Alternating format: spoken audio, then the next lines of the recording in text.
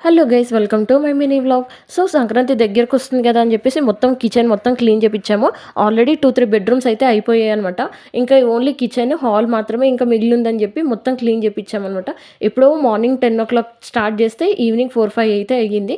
కొన్ని ఏమో అక్కడక్కడ బ్రేక్ అయిపోయాయి అనమాట. ఈ బ్రేక్ అయిపోయిన జార్స్ కప్స్ అయితే తీసేస్తున్నాం. ఓన్లీ మంచి మంచి ఉన్న జార్స్ కప్స్ మాత్రమే ఉన్నాయన్నమాట.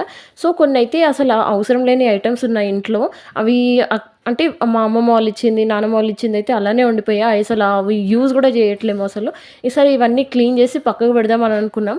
అండ్ ఈ జార్స్ కప్స్ ఉన్నాయి కదా, కొన్ని అయితే అవి బాగున్నాయి కదా అని చెప్పి ఇంకో సైడ్ ఏమో పెట్టుకున్నాం అనమాట.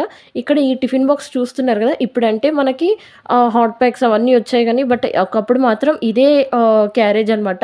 సో ఇందులో మా 3 బాక్సెస్ అయితే వస్తాయి. నేను చిన్నగా ఉన్నప్పుడైతే ఈ స్టాండ్తో అయితే చాలాసేపు ఆడుకునేదాన్ని. ఎంత చేసినా ఇది ఫిట్ అయిపోయేది కాదు. చిన్నగా ఉన్నప్పుడు చాలా హార్డ్‌గా ఉండేది. ఇప్పుడైతే ఈజీగా పెట్టేస్తున్నా గానీ. ఈ టిఫిన్ బాక్స్ నార్మల్‌గా ఇంకా పెళ్ళిలో పెడతారు గదా! మా తాతయ్య. సో, మా మమ్మీ, డ్యాడీ పెళ్ళిలో పెట్టారనమాట. సో, ఇంకా దీంతో ఆడుకునేదాన్ని చిన్నగున్నప్పుడైతే. అసలు ఎంత హార్డ్‌గా ట్రై చేసేదాన్నంటే చెప్పలేనంత. మార్నింగ్ నుంచి ఈవినింగ్ వరకు దీంతో ఆడుకునేదాన్ని. ఇంకా వేరే ఐటెమ్స్ అయితే ఇంకా ఎండలో పెట్టాము. అండ్ ఇక్కడ ఇత్తడి గిన్నె ఉంది గదా! ఈ ఇత్తడి గిన్నెలో మా మమ్మీ నా చిన్నగున్నప్పుడైతే టీ పెట్టేది.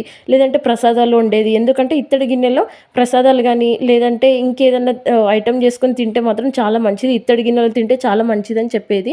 అండ్ ఈ చిన్న బిందె చూస్తున్నారు కదా, ఈ బిందెనైతే చిన్నప్పుడు దీంతోనే ఆడుకునేదాన్ని. నేను ఆడుకోవడానికే మా తాతయ్య ఇది నాకు ఇచ్చారనమాట. సో మీరైతే సబ్స్క్రైబ్ చేసుకోండి. Thank you so much.